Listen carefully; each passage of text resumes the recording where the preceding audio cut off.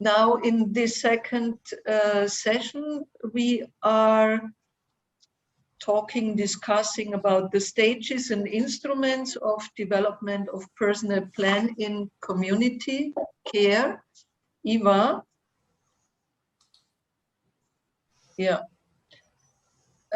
We said this already in the morning session that this from personalized care planning to personal care plan, this is an overarching method and can be used for all clients from children to the elderly with different, let's say, constraints, difficulties where they need help, support. So, okay, we have the right slide, yeah. Since we are talking about, let's say, the future or the transition from residential to community care, the focus is more and more on the community care. That's why it says here, relevant for all vulnerable groups is the right to live in the community, the social inclusion in community, participation, deинstitutionalization. Then the right to independent decision making. We had this, we have listened to this and had in the discussion in the morning. In this group 4, when you reported, the tenor was, okay, now in Macedonia, we are a bit in between this person-centered approach or still the system-centered approach. Then the last is the right to age and context appropriate activities, work, leisure, education, creative, instrumental activities. When just the next, Eva, and the next again, because now we are on the right side, now we are looking more on personal care and support plan, what is important for the person. So now you can go to the next. So we know that the person-centered planning is this rights-based approach to the provision of services and supports. And what is very important, and in group 2, I think it was Alenka, when she spoke about, when she reported, she spoke about the referral possibilities and what else, let's say, in terms of employment, education, etc., is possible. So the first is the client has the information about their rights. This is very important. And especially here in Macedonia, there were a lot of changes in the last 2 years. Then we have the eligibility, that means who is qualified to receive services and which services. And the information about the service providers and the entities. Eva, the next. So now I'm going to the eligibility, and I'm referring to this community or home care rule books, and here the eligibility, the rights, the services, the quantity of services, whatever. The first is the assessment. So that means you need qualified assessors and you need instruments in order to conduct the assessment. The results and the implications coming from this assessment is the information about the social security rights, the service quantity and the financial coverage, the guidance how to find the right provider and services, and the contact with potential service providers. Eva?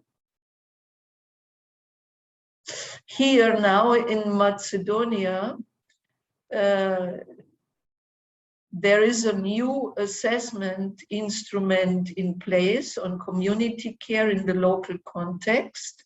The assessors are the medical doctors as a first step, and as a second step, the social work center, the coordinator.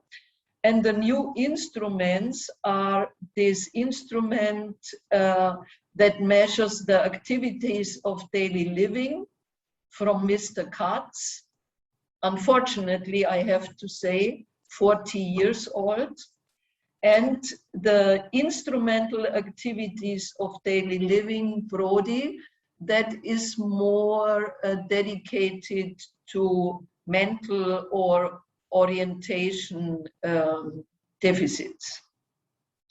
The results coming from this assessment is the eligibility in terms of specific time in a certain period, either per day, per week, per month. What we have learned in the first video at the end of my first presentation, the lady said, our focus is now not on the quantity that you can get this and that number of hours of services, but the service you need. So personally, when you ask me, but I was not asked by that time, this ADL instrument is an old-fashioned instrument because it is targeted to the services in terms of quantity. May I say something, Monica, one moment here, just to be on the fair side. As we speak, in Macedonia in the last 3 months, the ISF, the International Classification of Functionality, which is adopted by the Convention, is now piloted in Macedonia. And this is a very, very important and good news. We need all to know that this will bring significant change into the assessment process. The ISF is the global system of classifying functionality, thus disability, and is happening in Macedonia after so many years. We need to be happy for that. Sorry, Monica. Okay, this is a pilot situation at the moment, but I'm sticking on the law and the bylaws, what is going on. And these cuts and ADL results promote more the system relevant approach in personal planning instead of the person-centered. So this is just something to note, because sometimes you would like to change, and you as a provider would like to find another approach, but you are bound by the legal background. Yeah, this is why I mentioned that. Okay, then we have the benefit package, Eva. Regarding this ADL and EADL, it's usually in community care, hygiene, food, household, administrative, reha, palliative, socialization. Go back to the next. I'm just showing this again because now we are on stage 3 and 4. Now we are on the right side. Now we are in that phase that we are putting the information that we had derived from the personalized care approach. Now we take this information and now we start and go in the personal planning. So the next, please, the service planning. The service planning itself, there are different methods. Either you collect information with non-standardized interviews, or you are going in a conversation, or you are using both methods with the client, the family, people who know about preferences, strengths, weaknesses, etc. I'm going then more in detail. And by using tools as a reminder of all topics that are necessary to have the whole picture and prepare the personal plan,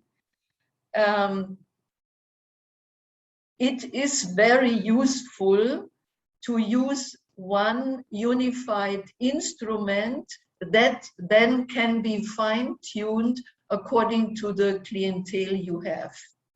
And as an example, we are using here the index of needs, and we are doing this because we are the technical assistance project, but we have 3 other affiliated projects that are working on deинstituционализацијата, and in their personal planning methodology, they are using the same instrument. So it gives you a framework. It does not mean this will be the final instrument to be used in, I don't know, regions, or hopefully that you find in future a nationwide approach. This tool, Iva, this tool, the index of needs, is an analytical tool used in Slovenia. It consists of 8 categories and indicative topics, and it provides this guidance while gathering the information. It is individual, user-centric, and empowering, which is very important, takes into account users' priorities, and allows out of the box thinking. Maybe I just mentioned that this tool, the index of needs, has been developed by Professor Vito Flacker. I think some of you, they know him, together with his team at the university. So let's go to the guiding steps. Now, I don't know how is the quality, whether you can read this.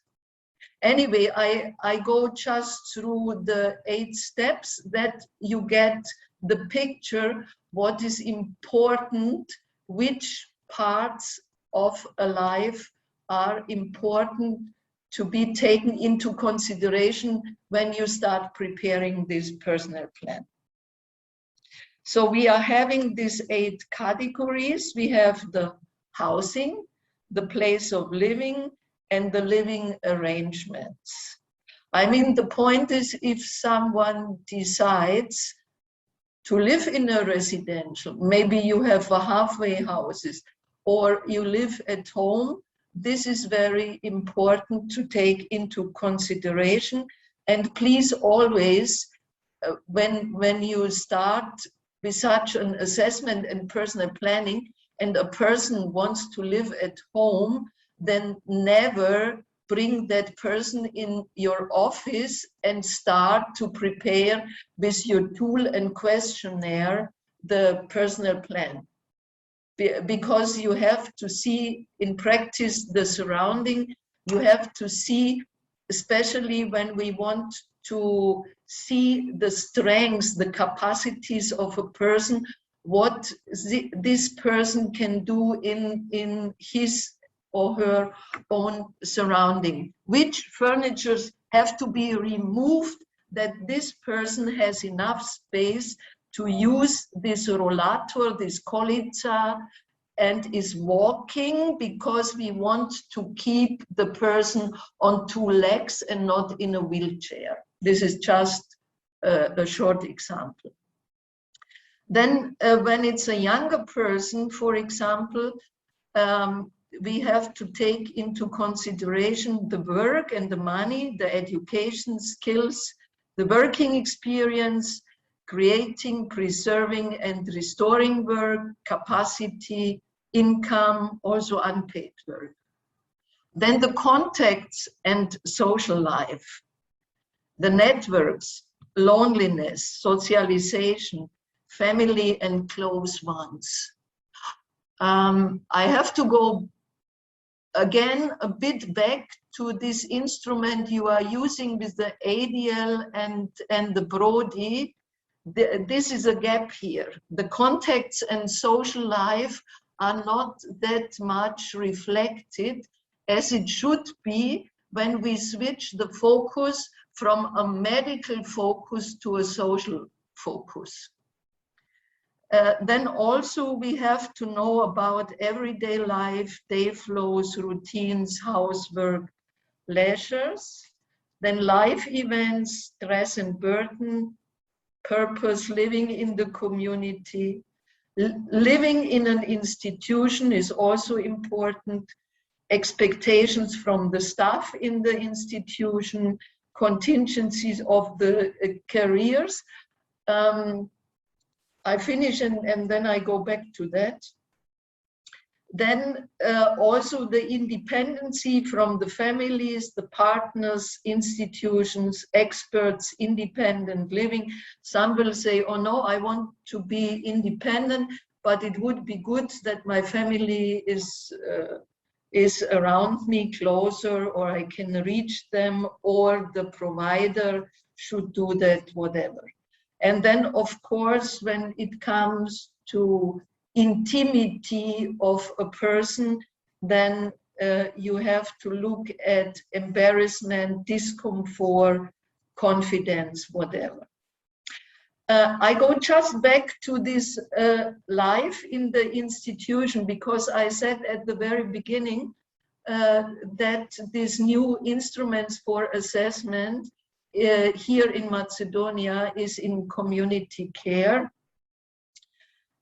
Since 2017, no, I have to say, in Germany, in a so-called advanced country in terms of social care, social support, we have used the same instrument, these cuts. We have used it 25 years long. But it was clear from the very beginning that there are a lot of gaps and a lot of potential clients are falling through the net. Since 2017, we have a very, very comprehensive assessment tool reflecting in fact what is here in this index of needs. Madame Lebar from the Institute for Social Protection in Slovenia, she put this in that boxes as guiding principle when you go through this. And in fact, in our new German, this is interesting, instrument assessment tool, the point with the social life, it is the third box, is a bit undermined still. Also, we have the focus from medical to social approach. But since Slovenia has decided to work with our newly 2017 implemented new tool, they added and emphasized this contacts and social life. So this is just how we are working on an international level and try to adjust and try to improve. Because when once such a tool, and we are using this nationwide in Germany and also in, at least it was the intention in Slovenia to use it as a nationwide tool, then you cannot get back and change easily, because then it is in the law. It reflects everything in the law. So it's very good when we are thinking here about future in Macedonia that we reflect what is really necessary. Okay, now Eva, please go to the next. Now we are putting, when we have all this information, then we are going in this so-called action plan, but this action plan is in fact, a service implementation plan. Because now we know the preferences, we know the strengths, the weaknesses, the wishes, the living surrounding conditions, the wish to work, what is possible, etc. And then we together with the client, and we are a team. It was in the morning session, someone mentioned case management, yeah, but also when you have a personal plan, you also have a lot of stakeholders and providers, and they also have to manage this one personal plan as a team. So putting all findings together and address also the barriers, support the independence, define the goals. This is very, very important. Define the goals is the most important, because then when you are going to monitor what you have agreed in a certain period with the client, you have to check whether you reach the goal or not, and then you have to figure out what is the reason. It might be we were too ambitious from the very beginning with the goals. It might be that the medical, physical, whatever condition of the client has changed in the direction to become worse. Or when you see there is a good progress, then you have to define the next goal, the next step. What was mentioned, I forgot in which group, in the morning reporting with the children, that you have goals, you have measures, then you monitor, you see the progress, little steps, but the little steps, this is like the little drops that break big oaks. These little steps make the people happy. The same is with the elderly. You can say, okay, you sit at home, you get home care. Important is that you have food, we clean your house, and it's warm in winter. Yeah, this was the general approach, but nowadays we say we bring you out, we learn you how you move again in your apartment, how you can become more independent in your apartment, etc. pp. So then identify the team composition, the roles and the responsibilities. And the next is then finding out if the person-centered plan is working. I stick already to this. The first is adopt the reflexive practice. We had in the morning the example, at least it was mentioned, Poraka, a service provider, that beside what is in the law, how often when you monitor service implementation, let's say usually after 6 months, they do it every month. So already this is the adoption of a reflexive practice within the provider.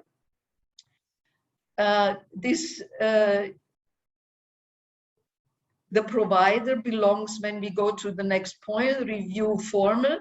The provider are the professionals, review formal and informal on the regular meetings, measure the outcomes, agree on new goals, and rewrite the plan.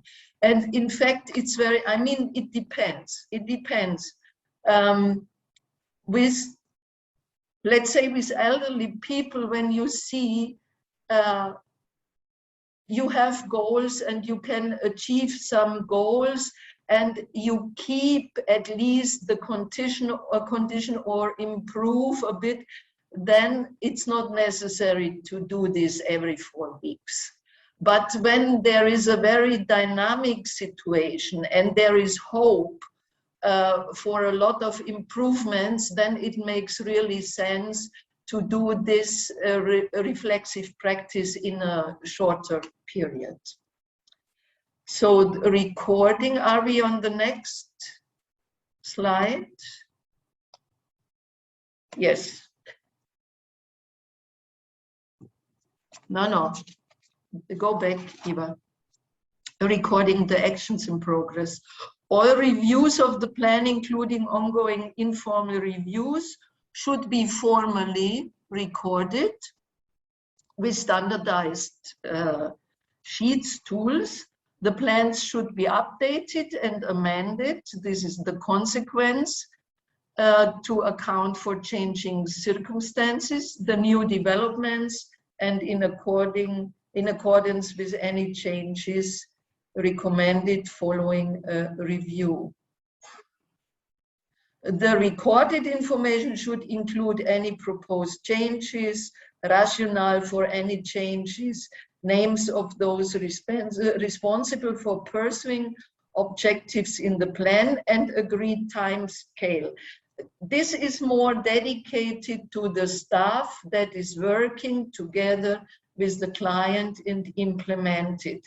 We had 2 other trainings or 3 already with the monitoring and evaluation, and in that sheets you have the different levels, what has to be monitored by whom and recorded to whom and in which time, and of course you find also this part partly in.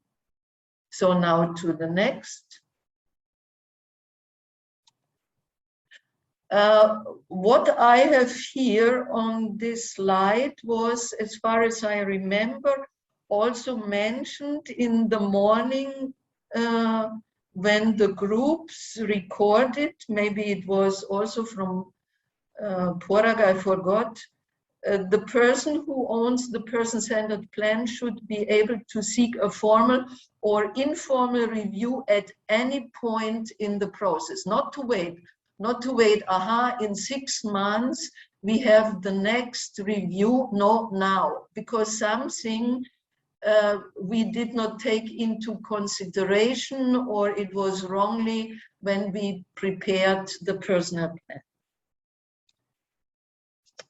Those supporting the person to put their person-centered plan into action, the staff may call a review to share information or ideas, or to seek additional support. Because also the focus is, and we should look at the wish and independent and whatever what the client needs, sometimes from a professional point of view, it might be not the right approach when you prepare the plan, but you can say, okay, we try because you are the master of your life.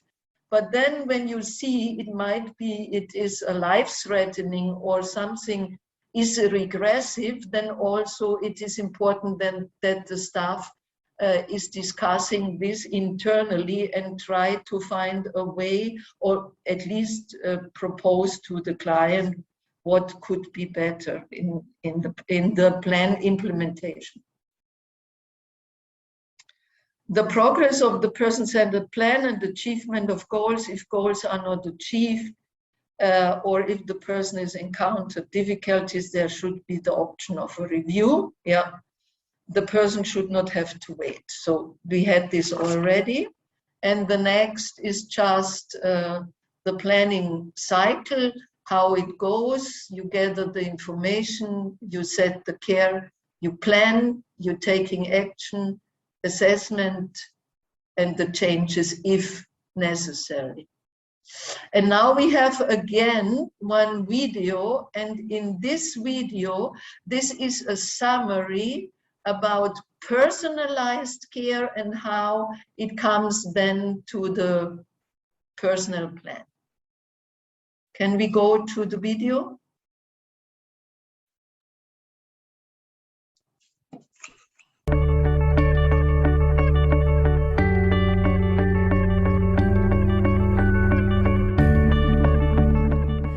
Michael, why is person-centred planning important? If people are to have the lives that they want, when we're talking about people who are at risk of losing control or have lost control of their lives, if they're to have the lives they want, then they have to have something that says, here's what's important to me, here's how I want to be supported, here's how I want to live. And that's what a person-centered plan does. It provides a description of what's important to the person, how they want to live, and describes actions so that they get the life that they want. And there are different styles of person-centred planning, aren't there? Say a bit about the different styles and where they are useful and powerful. Each different style is powerful. Each different style of planning has a different power. And if you look at the main styles that are used, you would start with PATH. PATH is a remarkably powerful way of defining a destination, saying, here's how I want to live at some point in the future. And here's how we can mobilize people so that we can take the steps necessary to get there. MAPS, on the other hand, is really about how do I mobilize a circle that's around me. And a circle would be a group of committed people who are willing to kind of walk with me and be with me, and typically are mostly not paid. And MAPS is a way to mobilize that group and keep them mobilized and keep them committed, and to be able to, again, look at a desirable future. Both of those planning formats assume that there's a committed group of people, that there's a committed group of people who are willing to walk with you, be with you, and part of the process is to mobilize and commit those people in their work. Essential lifestyle planning, which is a third way of doing it, assumes that there are people who are knowledgeable, who know the person, but doesn't assume that there's a committed group of people around the person. It says if we can gather the information that tells us what's important to you and how to best support you, then we can make it happen. Essential lifestyle planning was really designed to be done inside systems as well as outside. PATH and MAPS were designed to be done on the edges of systems where you could find those committed groups of people. I think people often get confused by all the terms that have person-centred at the beginning, and it'd be really good if we could just run through a few of those and get some definitions. So let's start with person-centred approaches, person-centred thinking, and person-centred planning. How do you define those when people ask you? All of them have person-centered at the beginning, and it truly is just a normal use of language. It means the person's at the center of the effort. It's not the system that's at the center of the effort, it's not the program, it's not the agency, it's the person. So an approach that has people at the center would be person-centered. And any approach that would be used might be a strategy, it might be a policy, it might be a practice, but a person-centered approach is not a plan. Person-centered thinking, on the other hand, refers to a set of tools where you've taken approaches, you've taken ways of doing the work, you've taken the planning, and you've broken them down into pieces so that you have discrete tools that can be used to support a person. The core tool that we teach is being able to sort what's important to a person from what's important for. What's important to a person, what makes them happy, fulfilled, content, satisfied, comforted. What's important for health and safety and being a valued member of the community. And if you can do a good job of sorting that and describe the balance between them, then you've gone a long way towards being able to help the person get a life. But there's a whole set of other tools that go with that. The second most commonly used is working and not working. What is working for the person? What is not working for the person? And you do it from multiple perspectives. And it assists people in looking not only at how are we developing a way forward, but how is that way forward working? How do we need to adjust it? How do we need to take a look at it? There's a whole set of other tools that go with this and we teach 8 in the initial training, but there's easily 25 or 30 that skilled practitioners use. So that's person-centred approaches and person-centred thinking. What about person-centred planning and person-centred descriptions? How do you describe those to people?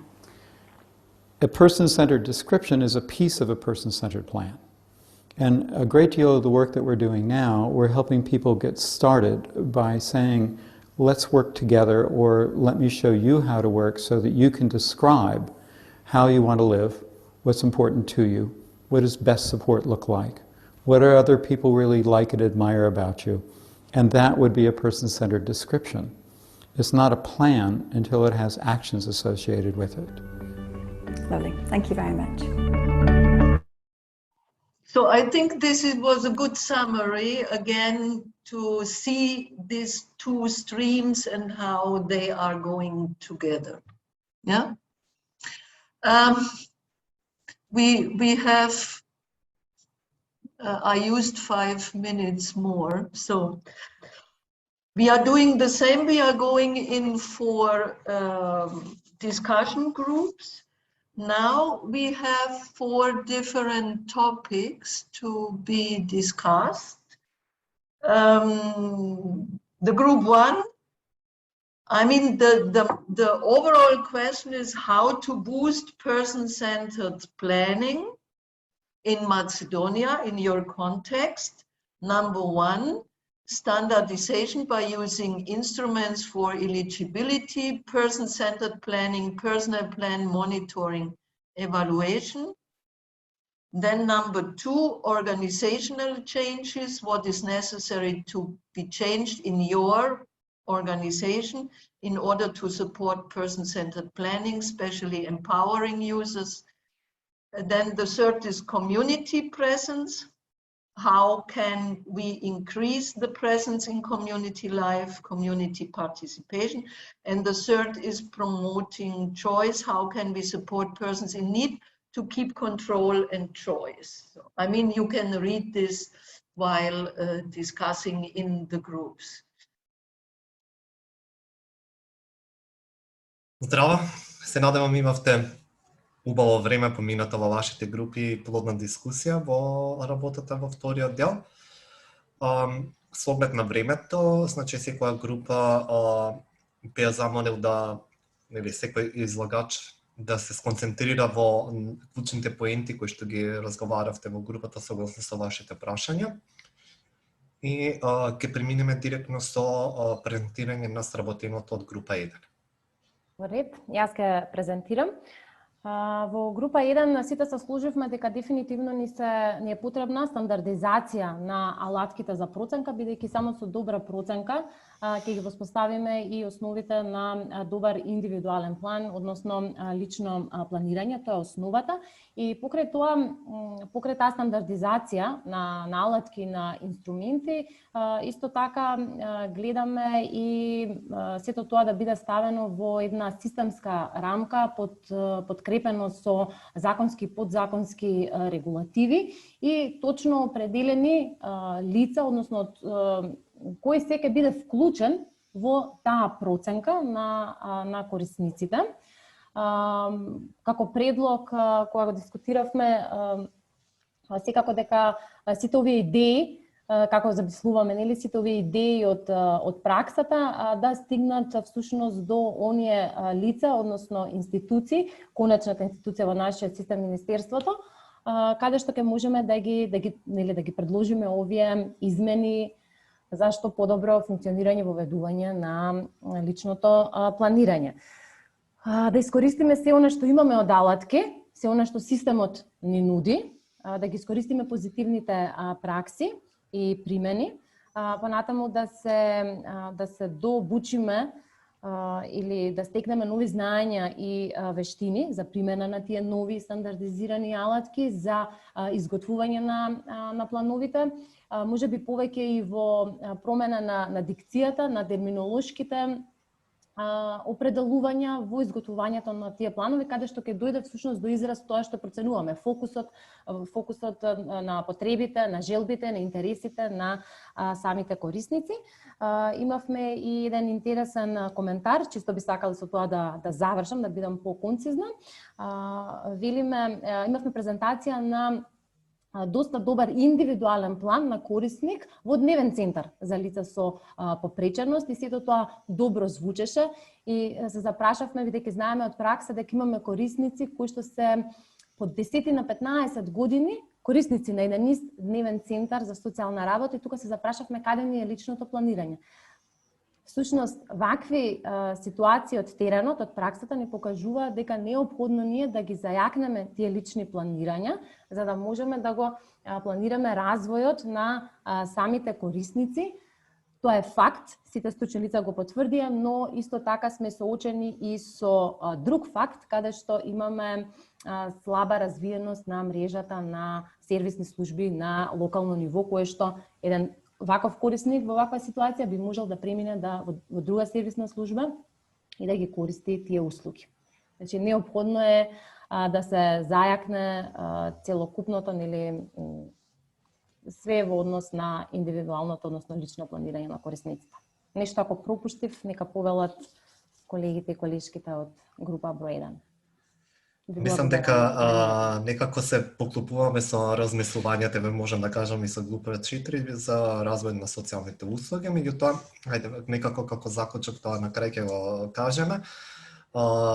Група 2. Да, групата 2. Вака ја да поентирам само неколку точки. Генерално може да се констатира дека установи кои што биле вклучени во деинституционализација, као Бања Банско и Демиркапија, еве сега колешката од Бања Банско коментираше, дека они од 18 значи имаат овој процес на индивидуално, односно персонално планирање, дека резултати се видливи и има успех кај тие корисници што се излезени, но за разлика од оние, да речеме, колеги што работат во дневните центри, од каде што корисници доаѓаат од семејства. Кај нив можеби ќе треба малце повеќе време да се научи, односно да се примени овој персонализиран пристап на желбите, потребите и вклучување активно, нели, на корисниците во нивниот, нели, секојдневие и понатаму во иднина. Оно што колешката нагласи од Бања Банско е дека сепак се уште постои одредена зависност на корисниците кои што се излезени од самата установа во делот на организација околу превозот и слично, нели? И дека додека на вработените можеби организацијски некако да дојде до промена за да добијат повеќе време за работа со корисници, затоа што овој начин се покажа како успешен, а можеби некако да се размислува како поинаку да се организира времето за обавување на административен дел од работата, што им одзема исто доволно време, исто поголема количина на времето од нивниот работен ден. Центар за социјална работа, всушност, ние и заводот и често имаме информации баш дека околу организација имат проблем за да бидат поуспешни во квалитетно давање на услуги, вклучително и планирањето, така што покрај, значи, внатрешна некоја организација на правична распределба, да речеме, и користење на сите работени во делот на обременување, нели, со предмети, со случаи, по одредени центри е дојден до констатација дека и во одредени центри навистина нема доволен број на стручни работници, особено социјални работници, така што независно и од едукација што ќе добиеме од инструменти доколку немаме навистина физички вработени присутни, нели, лица, тој дел, значи, ќе мора да се пополнат за да имаме лица кои што ќе работат тие планови со корисници.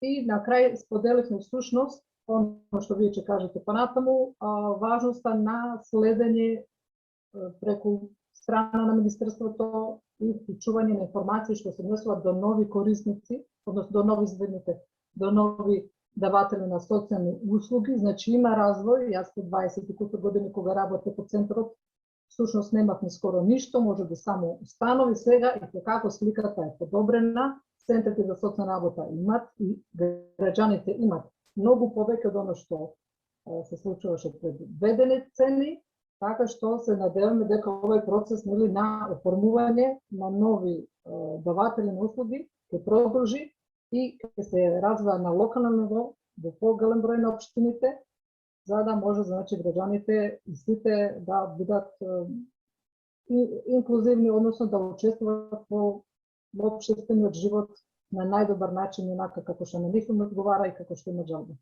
Пака накратко. Благодарам. Дали некој сака да дополни нешто од мојата група. Ви благодарам. Преминуваме на група 3. Добро, еве јас ќе информирам од нашата група. Ние зборувавме во однос на вклученоста на заедницата и вклученоста на корисниците во животот на заедницата, така што лоциравме некои заеднички работи, прво да ги кажеме позитивните работи. Сите од нашата група известија дека има голем напредок од моментот кога за прв пат се формирала услугата што тие ја даваат, било да е тоа дневен центар или некоја установа во системот на социјална заштита, сите тие или пак старска установа која што прв пат се формирала и почнала да ги прима корисниците, значи од тој прв момент до 10-15 години подосна, значи до овој момент има навистина позитивен, има прогрес во смисла на инклузија на сите тие корисници кои што се корисници на услугите на дадената организација, така што заедницата ги прифаќа, поканувани се на сите тие заеднички настани. Секој од овие организации споделија искуство дека тие во рамките на своите годишни планови за активности, односно годишна програма за активности на установата, си предвидуваат активности за вклучување на представниците од заедницата, тие да дојдат во нивната институција или пак членовите, односно корисниците на услугите да бидат изведени надвор, да посетат некоја установа или пак да се одбележи некој голем верски празник и така натаму. Значи, навистина е споделено е позитивно искуство од сите овие учесници. Но исто така лоциравме и некои работи кои што има подобрување, но секогаш останува како проблем и поле за натамошна работа и прогрес. А тука пред се станува збор за инфраструктурата. Значи, голем проблем во нашата земја е тоа што немаме доволно изградена инфраструктура, значи да бидат отстранети тие бариери и пречки за движењето за лица што се во колички и сите што имаат проблеми со движењето. Стана збор исто така и за превозот на тие лица, значи јавниот превоз не е организиран на начин што може да има таков тип на автобуси кои што би можеле да примат лица со проблем во движењето, кои што се со колички и така натаму со штаки или други помагала. Значи, тоа е нешто што е генерално проблем на ниво на целата држава. Една од колешките даде свое видување дека воопшто Македонија како земја се уште нема голем прогрес во смисла на инклузијата на лица со попреченост, значи направен е прогрес, меѓутоа не е доволно.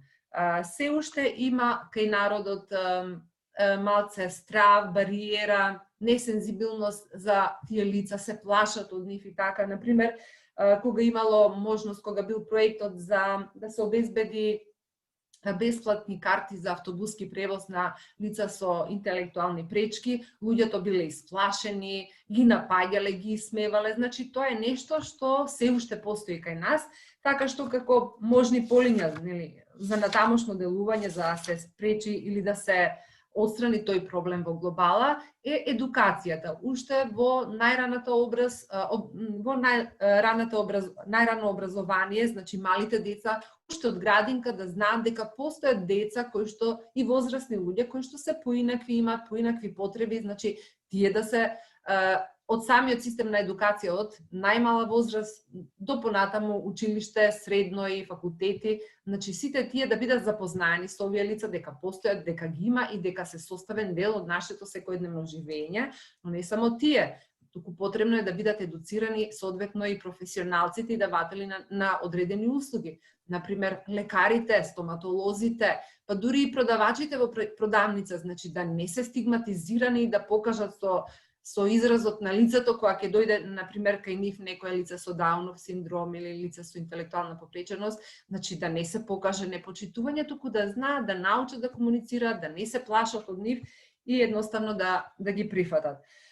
Понатаму зборувавме представниците што се вработени во установите, во старските домови, кажа дека доста голем проблем е проблемот со деменција, се случува некои од нивните корисници да излезат од установата па да се изгубат, па дадоа така еден иновативен предлог да се користи технологијата во однос на следење на движењето на тие лица и тоа би било добра можност во смисла да не се наруши нивната индивидуалност, или да им се даде слобода на движење, а сепак да се избегне тој проблем лицата да бидат изгубени, значи да се знае каде се, да може да бидат најдени.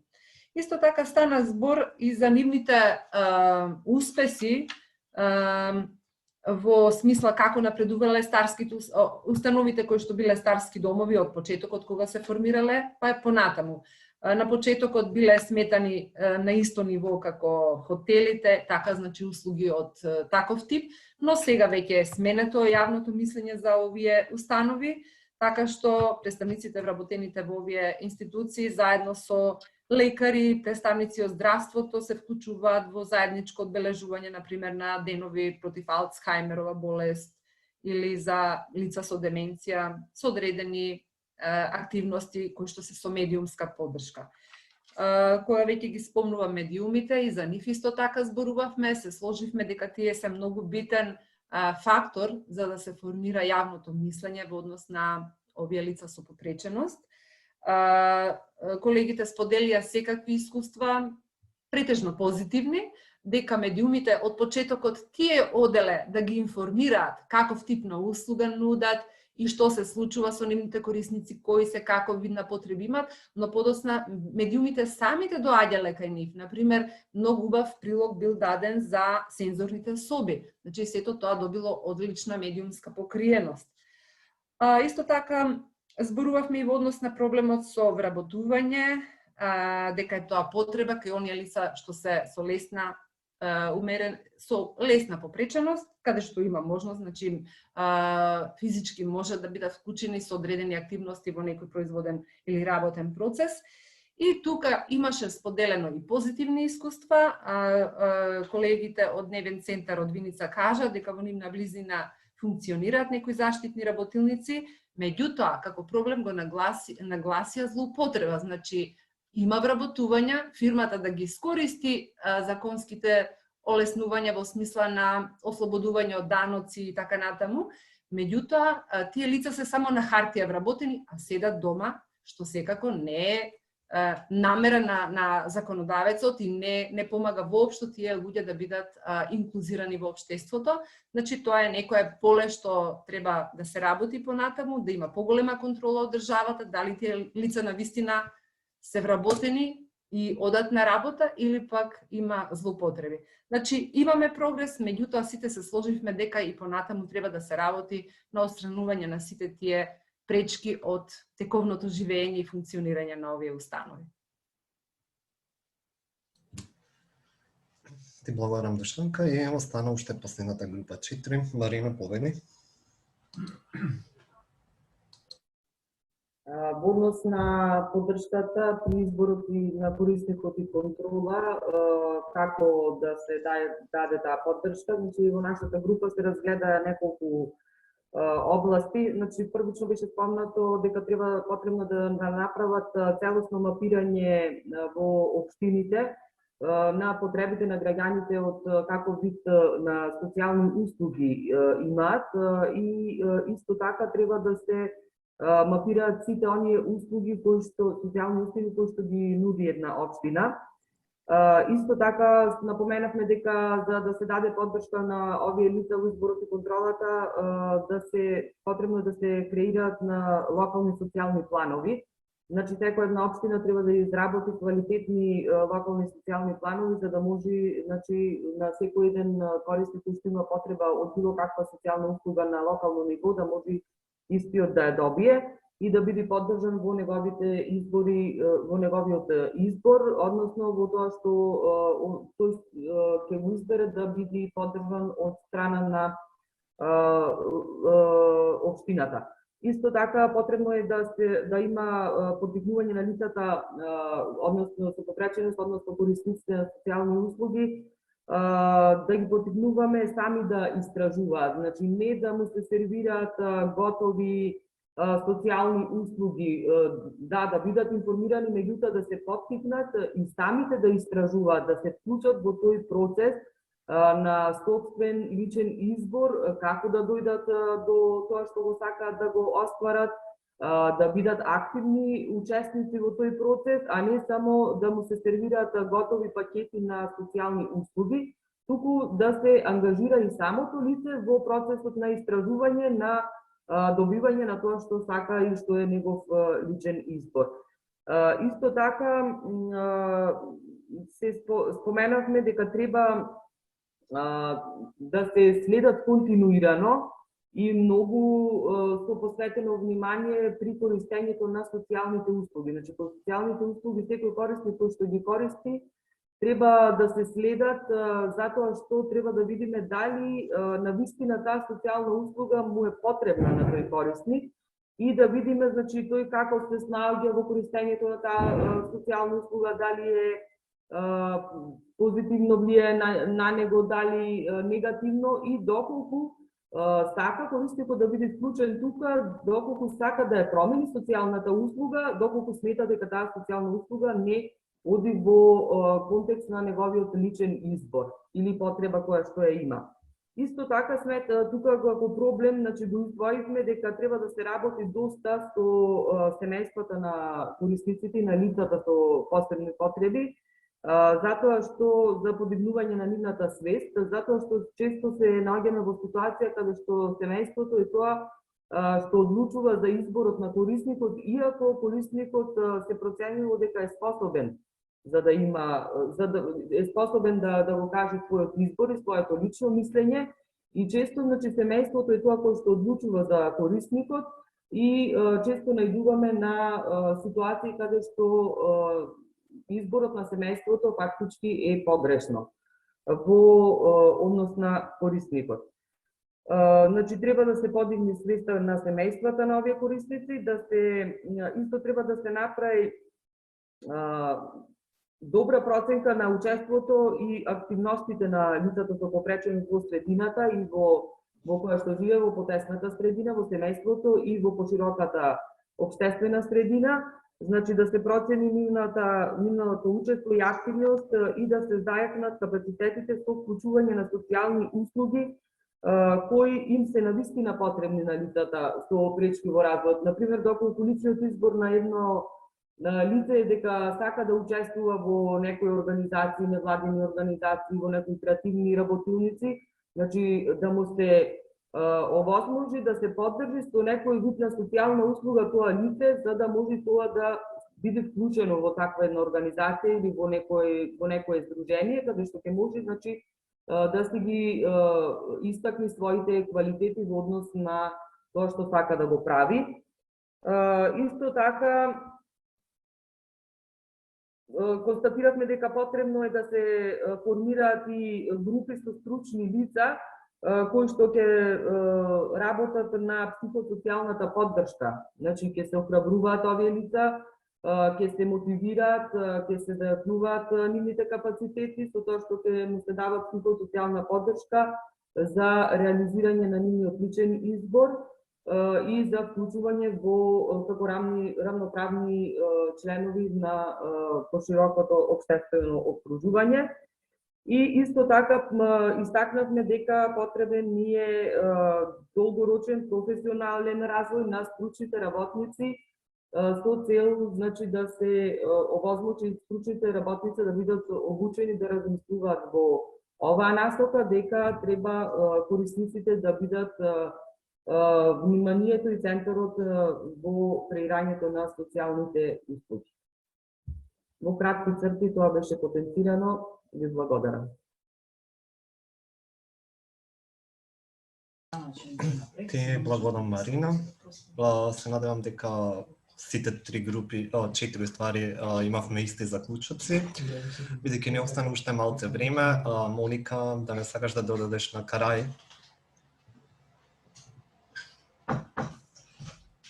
No, but maybe there is an interaction in the discussion among the four groups.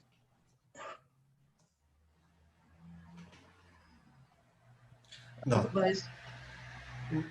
Останува, значи, до крајот доколку имате прашања или во врска со денешната обука или со самото лично планирање, методологијата, можете слободно да поставите прашање.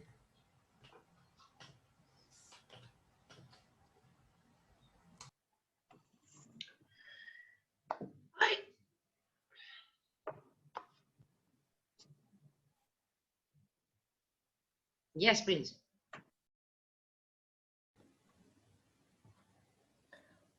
Дали може? Да, повеливана.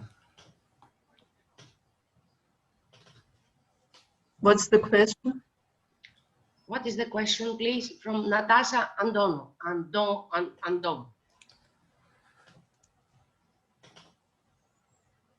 Наташа?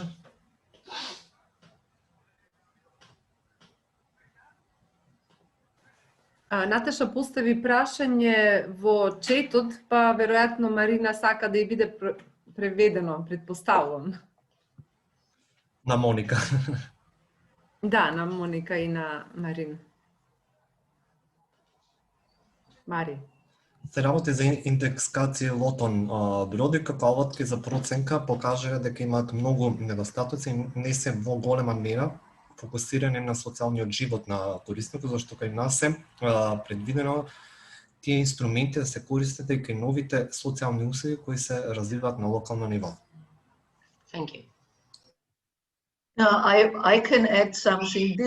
This Katz and Brody is an assessment instrument regarding eligibility. It has nothing to do with the personal plan.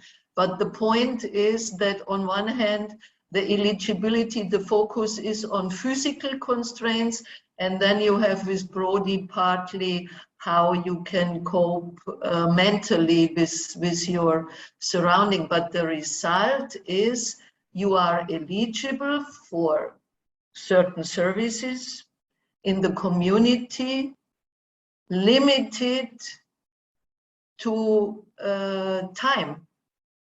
And this cannot promote a personal or personalized planning, because you are always limited with that time. The same you could do, you can use this, but then you say, okay, you have a certain budget, and then the provider is more flexible. Does this answer the question? Ivana, you want to take it, or shall I say something before? Okay, the two systems that are at the moment... Всушност, јас имав слично прашање, односно коментар, и колешката Наташа што току истото и го напиша сличното, но чекав нели да завршиме, да можам да дадам коментар. Индекс КАЦ и лотон броди ги користиме во социјалната услуга помош и нега во домот, бидејќи можеби кога беа презентирани се доби впечаток дека се користат многу пообемно и повеќе се застапени, значи се користат за проценување на степенот на намаленост на функционалниот капацитет на корисникот, а помош и нега во домот е социјална услуга која што е наменета за лица со најтешка попреченост, потполно слепило, стари лица и лица кои што имаат одредени потешкоти во здравствената состојба и всушност е помош и нега во домот. А исто така индекс КАЦ се користи и во социјалната услуга живење со поддршка, каде што исто така тука се користи страна на матичниот лекар за определување повторно на степенот на намаленост на функционалниот капацитет, но сега во насока да се определи интензитетот на поддршката од 24 часовна, дневна и повремена поддршка за корисниците на таа услуга. Yes, the result is always the time. Yeah, you are qualified for a certain number of hours for services. So, if I may say something and play the devil's advocate, I like this sometimes to do that, especially on trainings, and charge a little bit the atmosphere. I don't believe that the assessment instrument plays such a significant role in what we decide at policy level of being the eligibility. It depends more on the political will of using the instrument. What is the difference with the ICF? The difference with the ICF is significant. It's significant. It gives us a very, very comprehensive view, again, of functionality, but this has to do with health, it has to do gross fine motto, it has too many things. What is the limitations of our assessment instruments? Just look at it as assessment instruments, not the eligibility. Because of course the assessment instruments influence the eligibility, but not totally. What will change if we have ICF and we do not provide more services?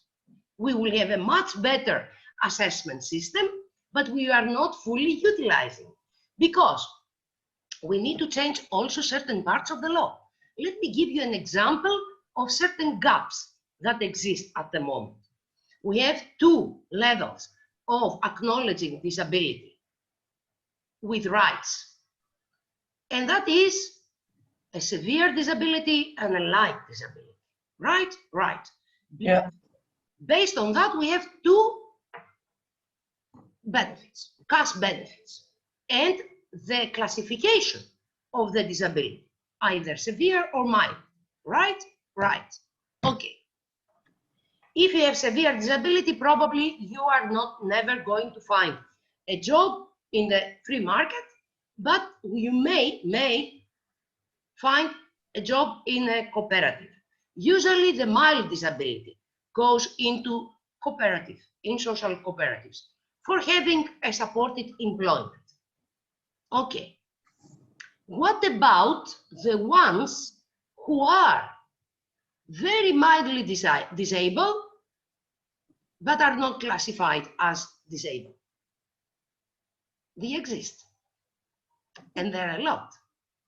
And they are the most employable, but they do not have any rights because they are not classified as disabled. When they go to the employment agency, they will not go with any eligibility. They will go as another unemployed person. So if I have a severe dyslexia, me, Maria, and I were in the same high school with Sase, I managed to take the end of the process with very low grades and difficulties, because my dyslexia is a severe difficulty, although it doesn't hamper me from having a full life. But when it comes to work, me and Sase, he without dyslexia, me with dyslexia, we are going for the same job. Who has better chance to get it, me or him? So the ISF will give us a better classification, and thus will influence also the kind of eligibility and policy making that we are doing. So I don't want to really make a very big case, but who is first doing the personal plan is defining the service. So if a person with a disability comes into, it comes into a net, right? Already the service is defined, be it with a plan or without a plan. Already where the person is going is defined. And there is starting. Let me say something. The future is what Monica told us about. This is where we will be in 10, 15, 20 years. But in order to go there, all that is happening today is very necessary. And it is not so much that tomorrow you have a new document, a new tool. It is more to understand that we as social professionals, in the last small part of the process, of the system, in the end, we have a role to play, and we can bring some change. And we can bring some change if we show that there is a lot of needs that are not covered. This is not something that has anything else. It is not a criticism to the system. The systems are never perfect. They are constantly evolving, and they include us. If we are asking for more, it's good, because we are improving our work, we are improving what we offer, and we are improving the system. The system and the citizen is not against each other. And we are not there to protect the system. We are there to protect the user. Yes. Within the system. Yeah. Ти благодарам, Марија, на твоето излагање во однос на поставеното прашање и Ивана и Моника. Бидејќи сме на самиот крај на обуката, предвидено според агенда, јас би ја поканил Моника да даде само завршни зборови во целиот овој процес и да најави всушност што ве очекува по завршувањето на обуката. И да повториме, значи, на крај кој ќе ви бидат испратени прашалникот за евалуација, исто да ни го одговорите, бидејќи е многу битен во целиот овој процес. Моника, повели? What is going on as a next step? We have agreed in the morning that Maria will inform you all about this. But I would like to thank you to be with us today. And we are always learning during the discussions together. We are learning from you. I hope you have learned from us today.